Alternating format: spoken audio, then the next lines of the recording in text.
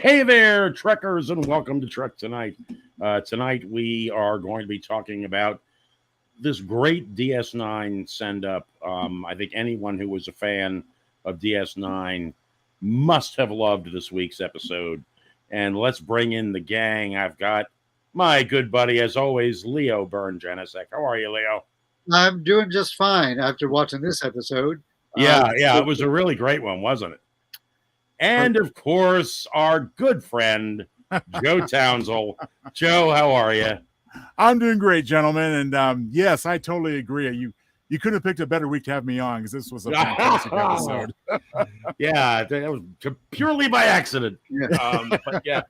No, it was great. I really enjoyed it. It was a wonderful send-up. You know, you've got the here's my brief synopsis. The Cerritos ends up stationed at DS9 to negotiate a trade agreement with a civilization from the Gamma Quadrant. And then we also have the story of Mariner, who spends her first evening with Jennifer's friends and tries to fit in with them. And yeah, two great, A and B stories, I guess you will. And just a lot of fun. I'm not really exactly sure where to start because it was just great. I mean, the cold open with them just circling DS9 with the DS9 theme was fantastic. Yes. We're in awe of the pylons. Pretend you're in awe of the pylons. Says Ransom. And then, as much as I love Deep Space Nine, sometimes that opening was a little like, okay. It's like we spent a lot of money on this particular 3D model. We were going to get every ounce out of it we can. Especially this week when they circle and then, okay, do it again. They have to start the theme music over again. Yeah, just great. Hey, before we get too much into this, I want to send a Trek Tonight. I don't know. It's in my heart. The people of Florida that are just having a rough time with Hurricane Ian. I understand that Fort Myers really got walloped, and that has a personal note for me because my grandmother and my grandfather used to have a house in Fort Myers. There is a 8mm home video of me down there patting a palm tree at the age of probably 9 months old or something. So just wanted to send our heartfelt thoughts out to the people of Florida. And I don't think we're going to get a butt ton of rain, but I don't know that we're going to have anything really nasty to deal with up here. But let's see, Keith. ABC story. Oh, Quark being Quark. Yes. And Tandy Rocks, of course. Yes. And wasn't that fun that they got Nana Visitor and Armin Shimmerman? Yes. To come in and be in this episode. And Mike McCann has said in interviews, getting those legacy characters costs like considerably more than getting maybe non-legacy, like we were discussing before, Leia Brahms returned. The actress whose name eludes me at the moment. Right. I'm sure she was not paid quite as much as Nana Visitor on the Shimmerman, who it was so good to hear their voices, and I just loved the Lower Decks version of DS9. Much as like when they come into the captain's office or the colonel's office now, and he still has Cisco's baseball. Even gets a little baseball references. It wouldn't be Starfleet if they didn't throw you a curveball. And of course, I guess that makes sense in a way because Cisco's not going to take that ball with him. No, he didn't take any. Right. He packs light when he went to the Celestial Temple. Right. But it is waiting for him. I think it's like there was always a thing in Deep Space Nine that like when they had to evacuate, the Cardassians reoccupied it. He left his baseball there, and Gold Dukat was like, as I recall, in What You Leave Behind, they made a point of saying it's there for that reason. Yeah. That he would return someday to claim it, among other things. Yeah. But now I have to wonder, and I could be reaching here, but I have to wonder if they asked Armin Shimmerman to wear his prosthetic teeth. Because that had to affect his voice as Quark. Yeah. And there was no difference in how he sounded in this animated episode. It's true. That's an interesting point, Joe. I gotta say. I mean, also one of the nice things about this is because the characters are not aged. It's been longer for the actors than it has been for the characters. Oh, yeah. Apparently, it's been about 7 years since the end of Deep Space Nine to the current time of Lower Decks. Yeah. So, but they said it was just perfectly spot on. The characters, everything about it was just. Even Morn was at the bar. Yeah. I want to call him Lurzian. I'm sure I'm getting that right. I'm sure if any of our viewers, right, Morn species. But Morn, by the way, for those who he's a genetic gem. Morn was inspired by Norm. Yes. Cheers, the ubiquitous barfly. Right. So he's a great character, and people were like Jadzia would be like, "Oh, he's so funny. He tells these great stories," and we never see it, and we should, much like we'll never see Norm's wife on Cheers or Maris, on Frasier. Certain characters that, like you never really want to hear Maggie Simpson speak. Although, I don't think you ever see Maris in Frasier either, do you? No, you never do. Nope. You should. I think that that's the joke. The oft-mentioned never-seen character. This is a variation of that joke. But there were so many. By the way, when they're walking along the promenade, they pass a store called Batleths Are Us. I saw that. I missed that one. Yeah. I mean, the one thing about this episode, we were talking about this before in the green room. We were talking about, because Joe always has his Townsel tidbits and Leo has his Genesec gems. Yeah. This episode, they pretty much just told you where all the jokes were. Like there was very little hidden in this. I mean, and the first thing I think of is Rutherford wanting to sit up on the upper level and dangle his feet down and have a heart-to-heart with the young journalist. Just things like that. I did like the fact that when Mariner goes to hang out with Jennifer's friends, one of them is wearing a Ritos shirt, like the disco shirts on Discovery, which I thought was great. I was going to ask you guys about that because I'm not a regular viewer of Lower Decks. I didn't know if that was something they had done previously, perhaps. But they had actually. There was it was an episode where Mariner and her mom were getting along, and they're like hanging out in her quarters or her ready room, and they're both wearing Rios t-shirts. So that's a bit from disco from Discovery because they had the disco shirts. Yeah, right. Yeah. Where some fans, got like real upset about that. I'm like, really? That's where you're going to plant your flag? What, the disco shirts? Yeah, some people got real tight about that. Like, and look, like, people got real tight about almost everything that has to do with Discovery. So that's just part of the soup. The stew. But if I may, one thing I really appreciated about this too brief visit to DS9 is that we got a really nice update on what's happening there. Yeah, without being too committal. Right. And it just makes me wonder. I mean, maybe it's just my wishful thinking, but boy, I can't help wondering if we're going to see some of this going on in Picard. Well, I mean, it's funny that you say that, Joe, because there was something about this episode that made me feel like we're going to see DS9 again somewhere. Mm-hmm. Right. I don't know why. I guess just because it was so all about DS9 that it made me think, we're going to revisit that, aren't we? It is my favorite post the original series. I have to confess, I like Deep Space Nine more than I like Next Gen, which is not to say I don't like Next Gen, but Next Gen, some of that stuff was brilliant, and some of that first season of Next Gen is that's a real ion storm. You're trying to get through. But they were all trying to figure out because at first they were really adhering to a more old school feel to it, like with the paper mache sets and that stuff. But they eventually found their own voice rather than. Now I have a picture pick. Ooh. Oh, I love it. All right. So when one of Jennifer's friends decides to do an interpretive dance. Yeah. She calls it the Kobayashi Maroon. Yes. And I couldn't but help thinking that in the film Wrath of Khan, which was the first time we heard the Kobayashi Maru, yeah, that's also where they introduced the Monster Maroon costumes. Yeah. Oh, bit of a nod. Yeah. great connection. So I maybe I'm inferring too much, but I thought that was kind of cool if they intended that. The fact that it was the Kobayashi Maroon, I thought was great. That feels very much, and her sort of unitard was not quite as bright, but it was a maroon. And right.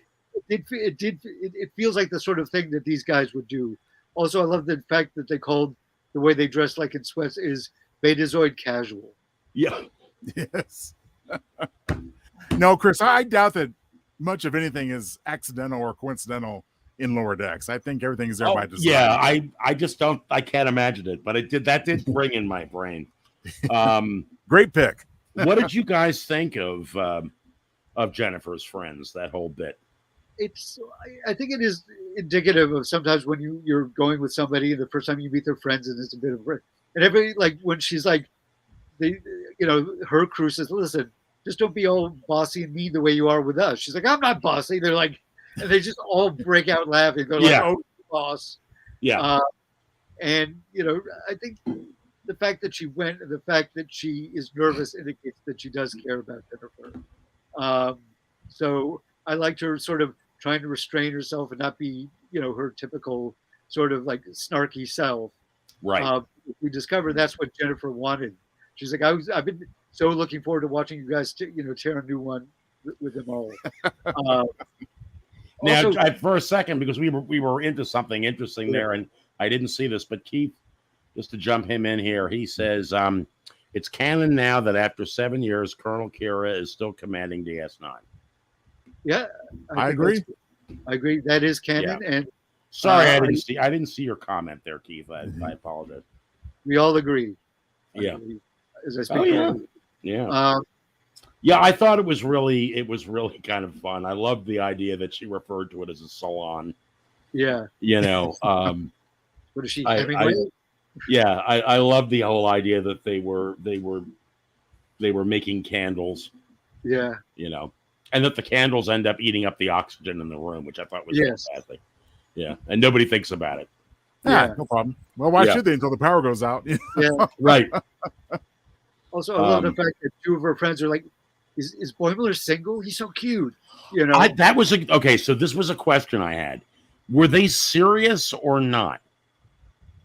Because they ask it as though they're serious, but then they laugh about it.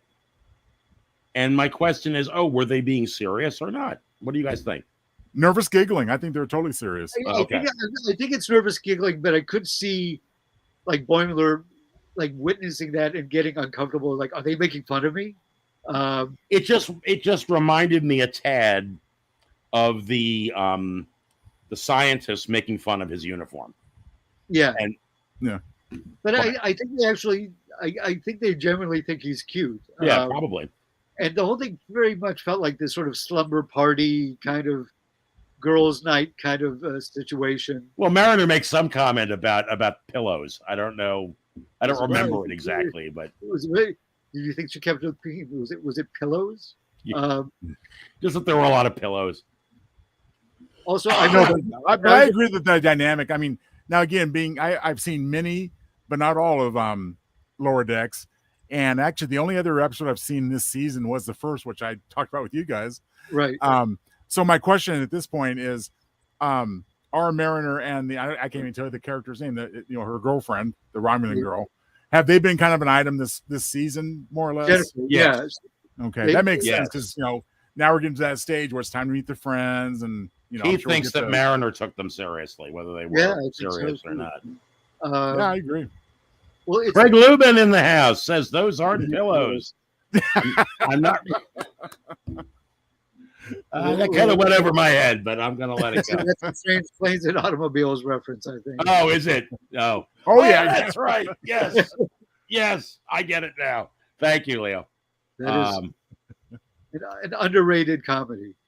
She needed no booze. I did love the fact that she poured an entire decanter of some sort of green booze into a single glass. Yeah.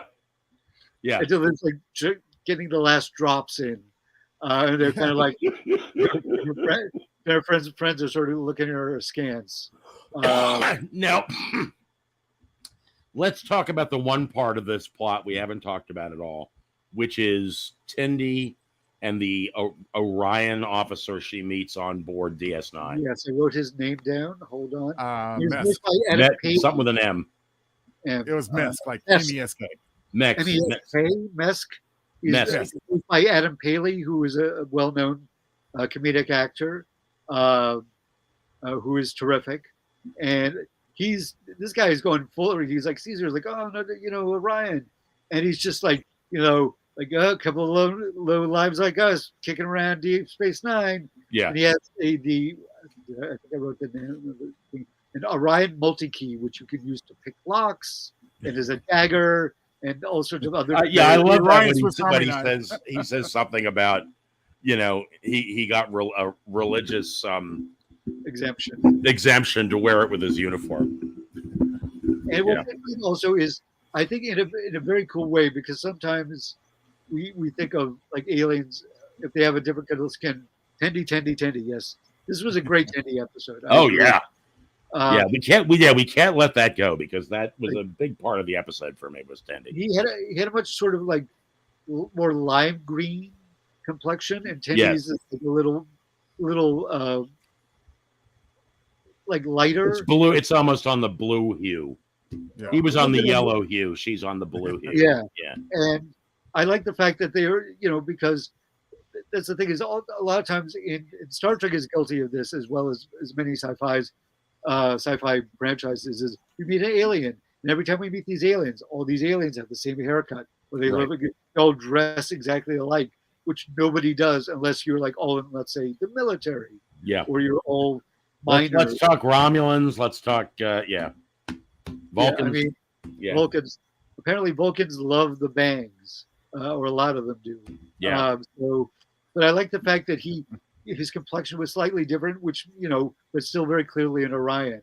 Right. And he's going he's going warp factor 10 on the low life pirate stuff, and he keeps sort of tagging along, and Rutherford is like, hey, that's great, thanks, give us a tour. And Tendi is like, all right, I guess so. Yeah, well, with the whole DS9 plot, Rutherford is just clearly an enormous fan. Yeah. Of all everything DS9. He's so thrilled to be there. It's like a kid showing up at Walt Disney World for the first time. Oh, yeah. It reminded me a bit of Jadzia when they went back to visit the original Enterprise and Trials and Tribulations. Yeah. He speaks for the fans at home, basically. He was the fan surrogate for this episode. And then they get called because the captain's negotiating with these aliens, and I have their name down. They actually first appeared in Deep Space Nine, the Chimera. They appeared as called the Rules of Acquisitions. So I don't remember them, but it's been a long time. I didn't either. Yeah. I do feel like there's certain episodes that have stuck with me, but I do feel like I need to go back and revisit Deep Space Nine because I loved it so much. It wasn't like out of I'm done with that, but it also is daunting because it's 7 seasons, and Do you know what was funny for me? When DS9 was on air, I didn't care for it as much because it felt to me more like a soap opera than what I wanted out of a Star Trek series. But when I did my lockdown pandemic thing where I watched all things Star Trek in a row, I loved watching Deep Space Nine. So I guess it was just I don't know whether you call it a level of maturity or whatever, but later on in my second viewing of Deep Space Nine, I loved it. And I may have had chunks of it that I never saw because there were things I didn't remember. So it was kind of some parts if you saw some photos from those episodes where these aliens appeared, you'd find them familiar. I definitely picked up on how they looked. And I to your point, Chris, I think that even though it's impossible at this point, I mean, it is too strong a brand, and Enterprise tried it; they couldn't do it, so they went to reinserting the Star Trek moniker back into the title. But I think the thing that was hard to get used to with DS9 was the fact that it was called Star Trek Deep Space Nine. I think it was just been Deep Space Nine, which is how it was listed in TV Guide, by the way. Right. Really? Yes, they never used the Star Trek moniker in the TV Guide listings back in the day. I think people would have seen it more as an actual spin-off or a different concept and not being expecting, and maybe I don't know right away and so forth. So yeah, I guess it was also for me that it was, in comparison to Next Generation, it was very heavily weighted on the relationships between the cast. Yes, which it hadn't been before, and I think I expected it to be this dark, gritty version of Star Trek, and it really didn't become that as much as I think it was touted when it first was coming on air. But I love it now. So it's true, but I think in the beginning, not all the characters liked each other. Like O'Brien could not stand Bashir, and Kira and Cisco didn't quite get along, because she was kind of resenting the Federation's presence.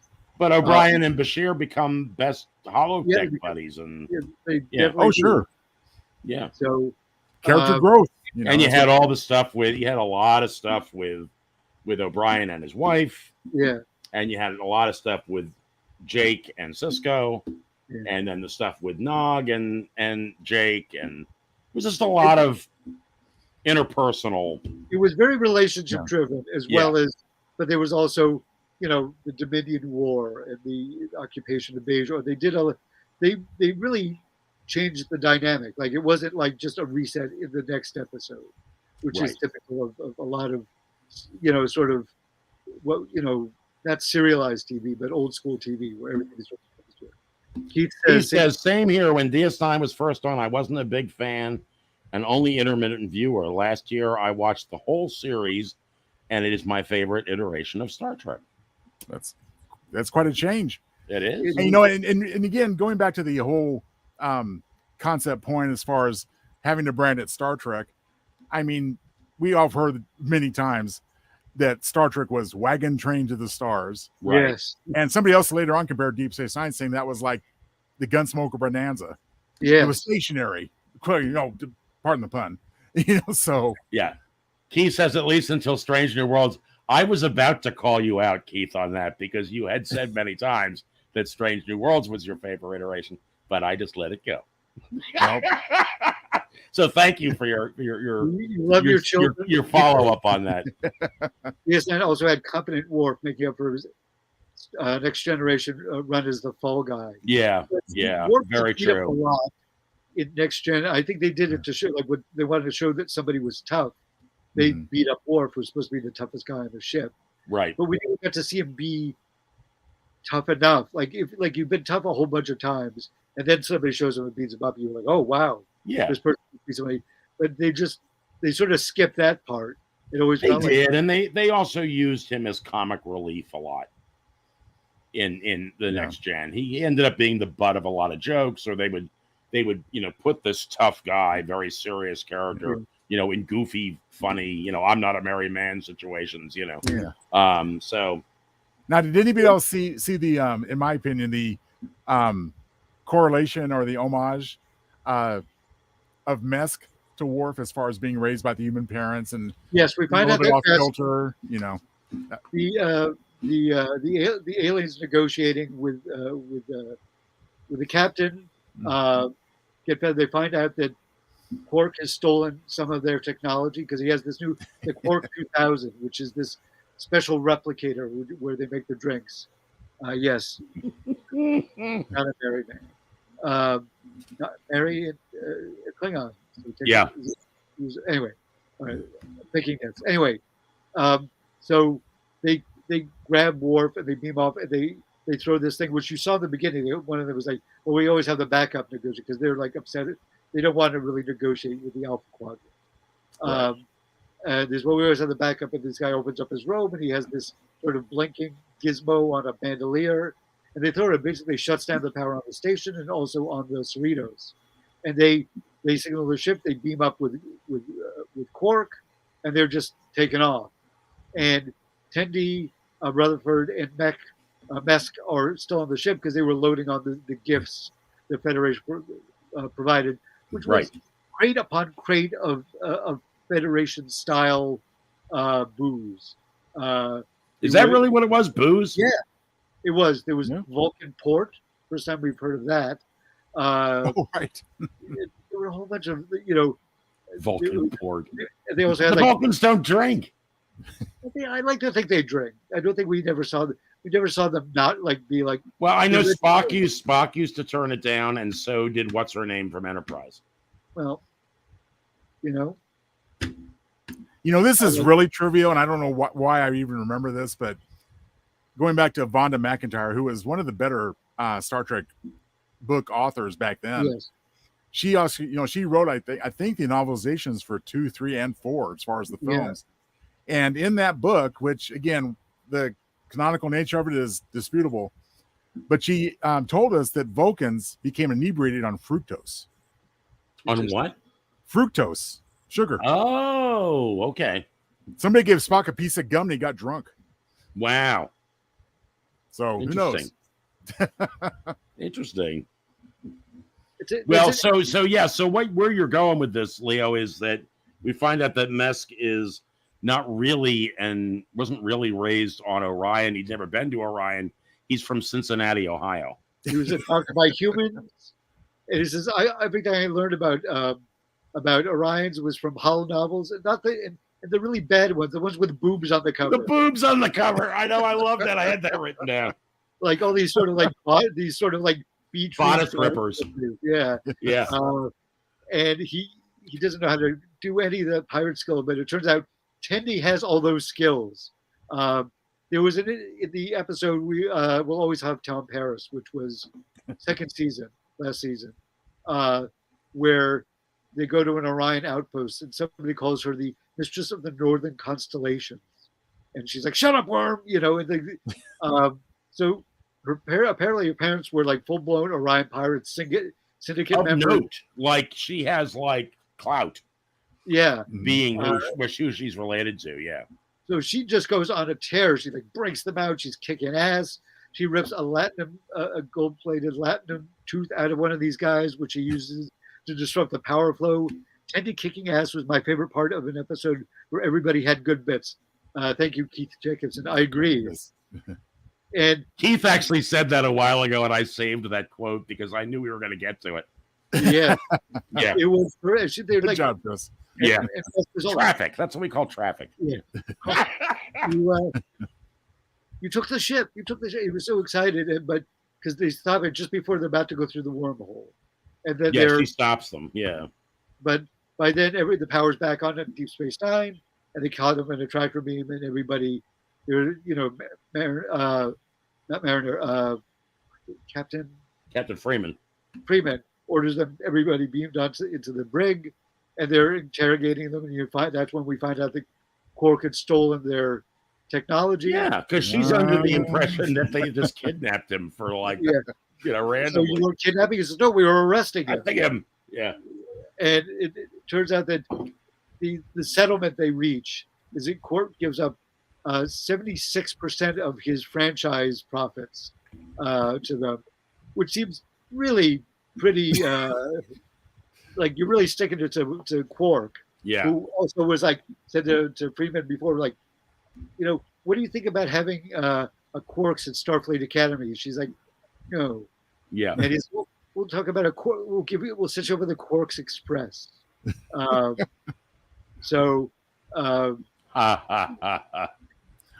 Quark agreed with you, Leo, because they asked him flat out. He says, "Well, isn't it better to lose 76% of your revenue versus being in jail?" And he goes, "No, yeah, yeah. Should we rather be poor than be in jail? No." Now we also find out we've ignored Boimler, who doesn't do a lot, but the stuff he does is terrific. He starts playing. He's really leaning into the bold Boimler, and so he's going to play Dabo, and even Tendi is like, I think it's rigged. He's like, "Oh, it can't be rigged here, Quarks." Yeah, and he's just winning. Like he's on this huge winning streak. And the Ferengi. And I love that he's Bull Boimler, but he's got a coin purse. Yes, he has a coin, which he calls a clutch. Actually, it's a clutch. It feels a little light. Hit me again, Yeah, and Novel Girls is even more effeminate than a coin purse. And by the end, he's got like this huge, massive pile of latinum bars in front of him, and one of the other Ferengi working in Quarks is like, listen, you don't want to take that really dirty latinum with you. How about if we give you a gift certificate for twice the value? You can use the Quarks in the gift shop. He's like, yeah, great. He says, we don't really use money in the Federation anyway. And then he looks so annoyed. It's so like combination of affronted and like pissed off, like he thought he was getting one over on him, and the fact that he's delighted. Oh, I love it. You notice in the background of one of the shots, Boimler's walking off with the coupon in his hand. He's all happy about it. And then you see another shot of him. He's wearing like a Quark's ear, sort of almost like a Mickey Mouse ear kind of thing. Yeah. And he's got like hands full of swag. So he's completely happy with how that turned out. It made me think of the way like Planet Hollywood or the Hard Rock Cafe just merchandise the crap out of their franchises. Yeah. And that's what the whole Quarks thing reminds me of. Oh, yeah, absolutely. Yeah, with the gift shops and the, yeah. Now, my question is the double will dependent on having power? Because if so, when it stopped and you won, if I was at Ferengi, I would have disputed it and say, wait a minute. Well, but it kept spinning, and that's why they threw a flashlight on it to see where it ended. Okay, yes, because I think momentum kept it spinning. Yeah. Okay. It is like a roulette wheel. I don't know. I thought the same thing too, Joe. I thought, I think they missed an opportunity to try to dispute the bet, but he was on a real tear. This was also. Let us talk a little bit about Shax and Kira, who fought in the Resistance together. Yes. Oh, and yes. They have this weird one-upmanship where it's like, well, I wouldn't be here if she just had set my life on Charanga 3. He said, well, I wouldn't be alive, if you had saved my life on, at the Battle of, blah, blah, blah Valley, and they're like, you only, yes, but you sprung me out of a prison. All they want to be in debt to the other one. Like right. They normally people will be like, well, I did this for you. No, but I did this for you. They're arguing about who did, who is more in each other's debt, which was. And I got the impression that argument kept going on in the background of the whole day. Oh, yeah. Yeah. Oh, sure. Because we saw some more at the end, I think. Yeah. At the end, she's like, well, you really saved my bacon. He says, well, I guess I'm in debt to you. He's like, no. Yeah. I did like. Shax is a fun character, and I'm glad we're getting to see a little more of him. This also, it feels like everybody's developing their characters over the season. The fact that Mariner's now in sort of a committed relationship, she might not want to admit that, but she cared about Jennifer. Like she said, listen, I thought your friends wouldn't like me. If they didn't like me, then this would be our relationship would be trouble. He's like, no, I was, I brought you here to cause trouble. And when she starts stunning all the other members of the salon, you see Jennifer back. He's like, yeah. He's really enjoying that. That's my girl. Yeah. But you know what? Getting back for a moment, if I may, to Shax and Kira, one thing I'm really enjoying about when I do watch more Lower Decks and the crossovers I've seen like that one. Yeah. We concentrate on the comedy and the Easter eggs and all that great stuff. But I really think that they handle crossovers well. They don't feel forced or contrived to me at all. It seems totally natural and realistic that those two would know each other. Oh, yeah, absolutely. I agree. Yeah. And it just makes more sense because if they were strangers, you just cut yourself off from all these great moments. I'm really enjoying this season. I think they're paying off a lot of stuff that has been set up long term. We're seeing evolution of characters. This was a great like love letter to Deep Space Nine, and apparently because it was referenced also in We'll Always Have Tom Paris about how Mariner had broken some weapon of Worf's and had to have it fixed. And he never knew. And she said, "Well, you were on Deep Space Nine." She said, "Yeah, I was stationed there for a while." Because she's been bounced all over Starfleet. Keith Jacobson says, "LOL. Every time you guys bring up something else, I go, oh yeah, that was great. A hallmark of a great episode." Yeah, there was totally so agree, much dude. good stuff in this, and I I was biased to. I was predisposed to like it because I'm a Deep Space Nine fan, but it could have gone very south if they didn't do it right. And I think and I don't know if it's just because we saw DS9 portrayed beautifully as far as the station exteriors and interiors, but for me, based on what I've seen prior, it seems like we stepped up the animation quite a bit in this episode. I would say you're right about that, Joe. Yeah, I noticed that. Yeah. Well, I mean, just let's look at Quark. His costume was spot on. Do you know what I'm saying? And it was a much more elaborate design than a lot of the costumes normally are in this animation style. So, yeah. Well, like anything else, I mean, one thing you might recall about me is that I am not recently. I'm more of a writer. I've been a cartoonist off and on my whole life, and if I did a regular comic strip, for example, that appeared every day, every week, what have you, over time, they evolve. Yeah, and I see the same thing happening here. I mean, you could look at an older episode, which they look and sound great, but I just think that we're seeing improvement constantly in this show as far as the quality of what they're doing. Yeah, well, the backgrounds are really quite elaborate. Yeah. I mean, like you say, I mean, there's a lot of things I don't know, and I watched it twice, but there may very well have been details of DS9 that I missed. What does Rutherford say? Oh, there's O'Brien's, and I couldn't hear what he said. Dartboard. Is what? Dartboard. Dartboard. Yeah. It was. I mean, I think that it's possible they may have a little bigger budget every year, unlike the original Star Trek, whose budget was diminished every year. Yeah. But as I listened to an interview with the producer Mike McCann, the creator of the show, and he was talking about our budget is considerably smaller than the live action shows. Oh, sure, of course. So they also, like when they bring in a legacy character like Kira in Quark, they have to sort of budget that. They have to, because they can't. Right. I'm sure there's so many people they'd love to have come in and do cameos, but the legacy characters cost a lot more, as we've discussed. So I'm glad we got to see both of them. I'm sorry. I guess I'm not sure what happened to Dr. Bashir and Esri Dax at the end. I think they were going off to be assigned somewhere else, maybe. I don't. It's been a while since I watched it, so. Well, you'd think Quark's brother would still be there, wouldn't he? Well, Rom is the Nagus, isn't he? Oh, that's right. Yes. Yeah, so you had to get one of those other little Ferengi helpers, for this episode. And I wonder if he's the one who had his statue stolen, his staff stolen from him. Yeah, something would happen to Rom. Oh no. I do. Rom was a wonderful character. Also, much like in Deep Space Nine, where we saw these real evolution of characters. Oh yeah, time. Yeah. And I'm glad that like Jake Sisko, like he wanted to be a writer.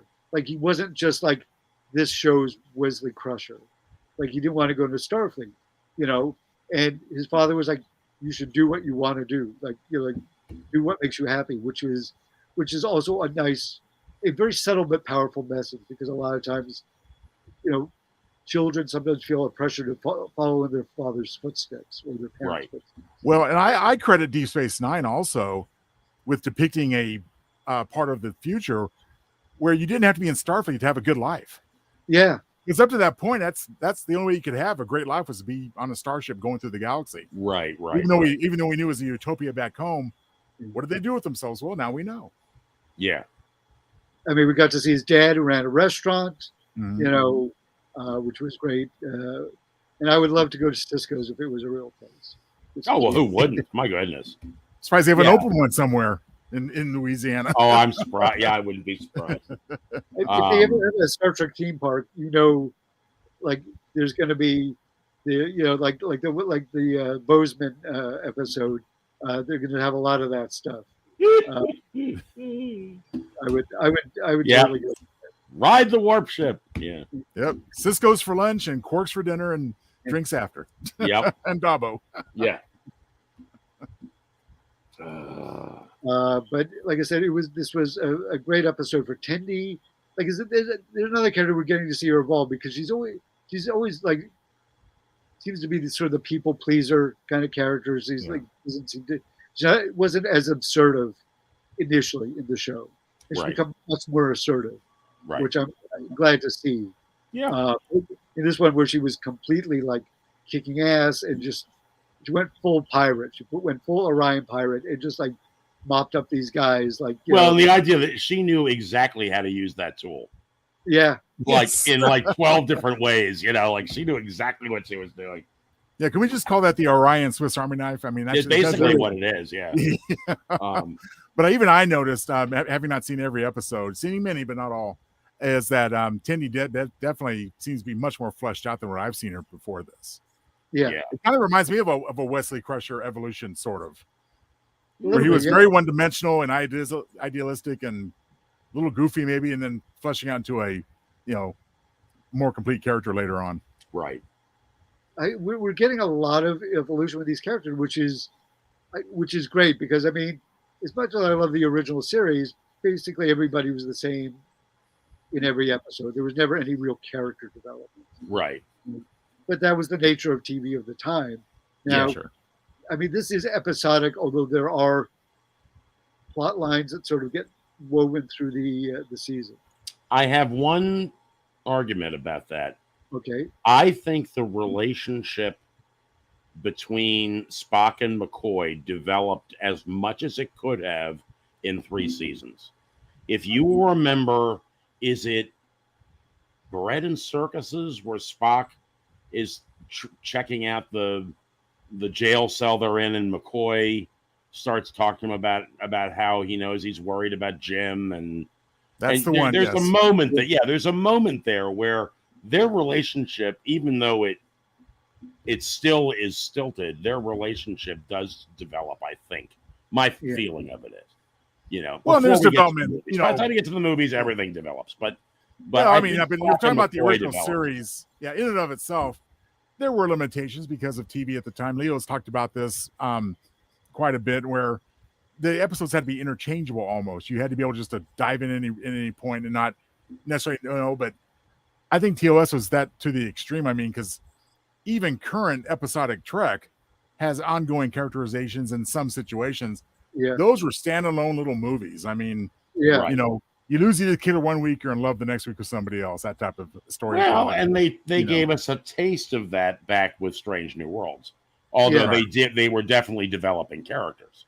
Absolutely. Yeah, so you got the best of both worlds there. You got that little capsulized story, and then you also got some story arc for the characters. Yeah, it was so rare in the original series that you kind of reacted when there was a little bit of continuity. Right.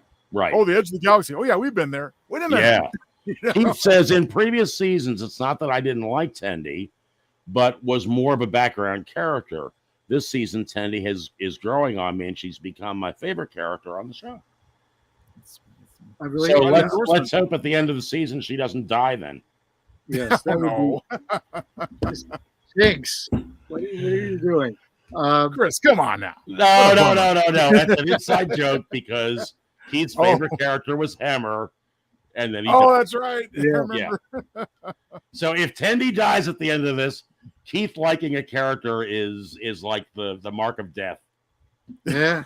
He's like the can't argue with that science. Yeah. But I do. There were so many great moments.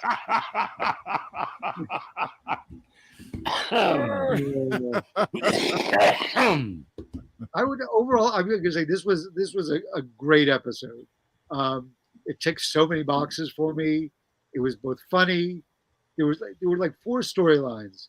There was the captain in the negotiations, Mariner and her girlfriend, right? Tendi Rutherford's Orion adventures, and Boimler's Dabo.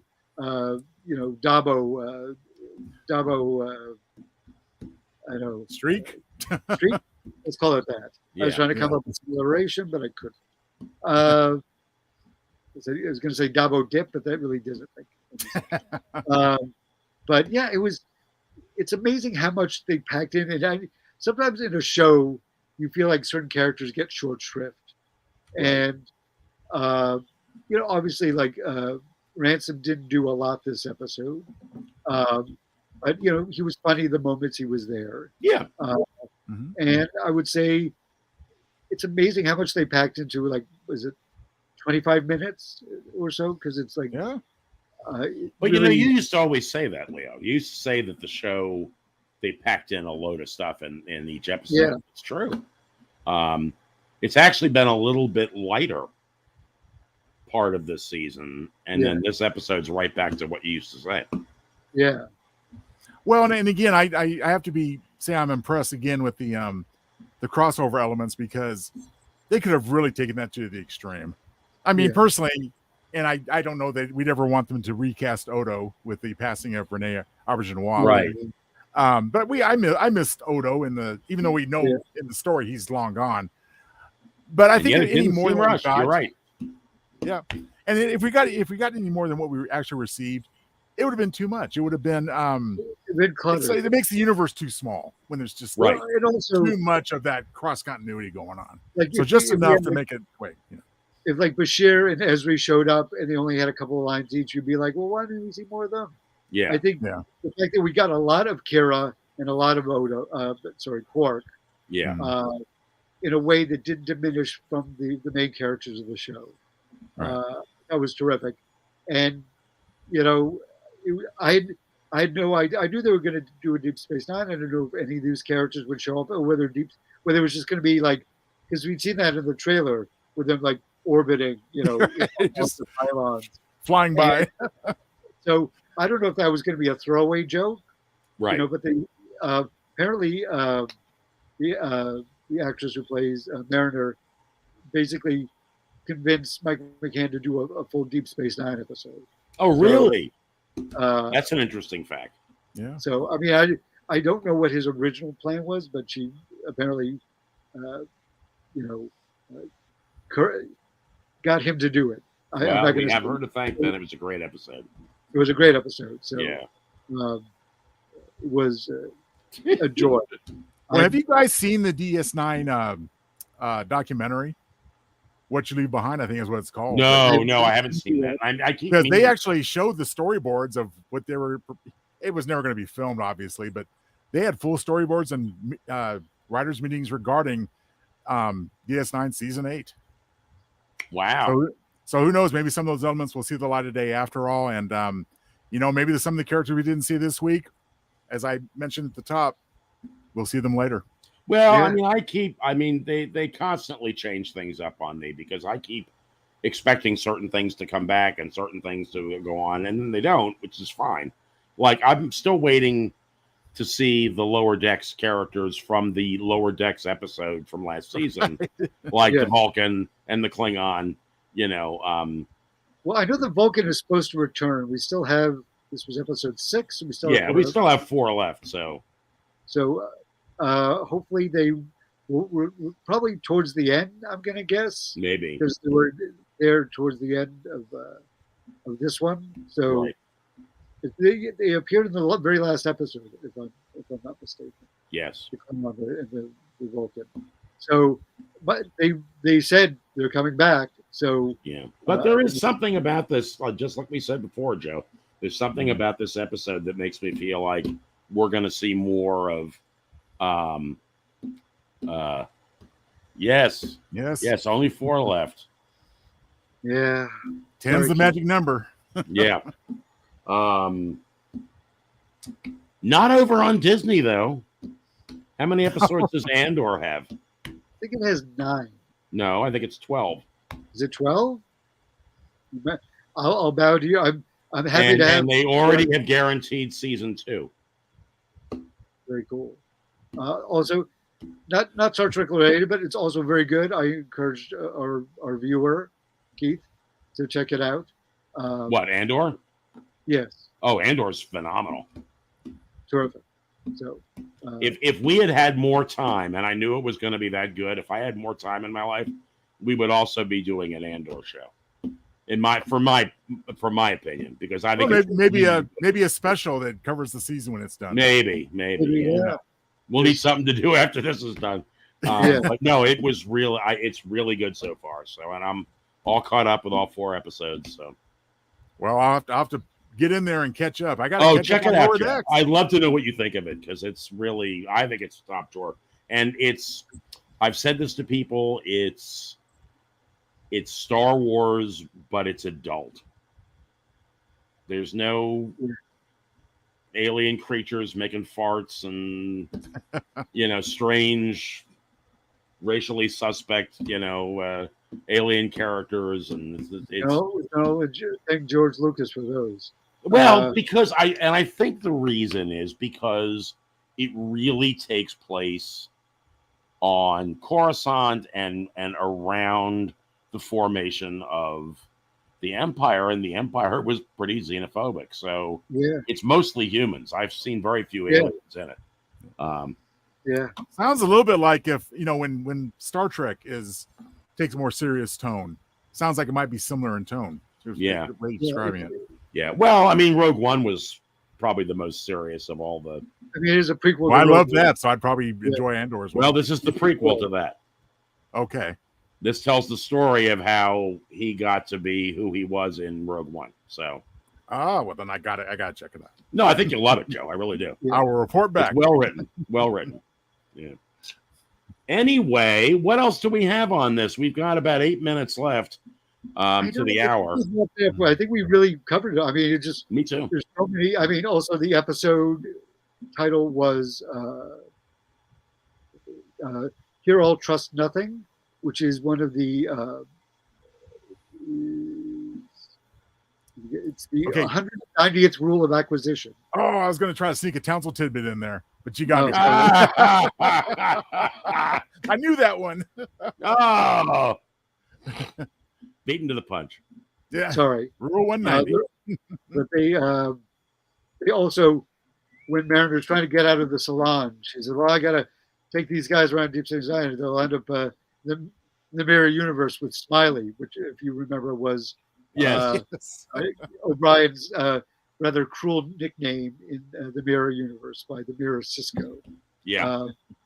So there's just so much stuff in there. I'm not sure we've covered it all. I don't know. Do you have anything else, Joe? You know what, guys? I mean, the stuff that really resonated with me, I've covered more than once.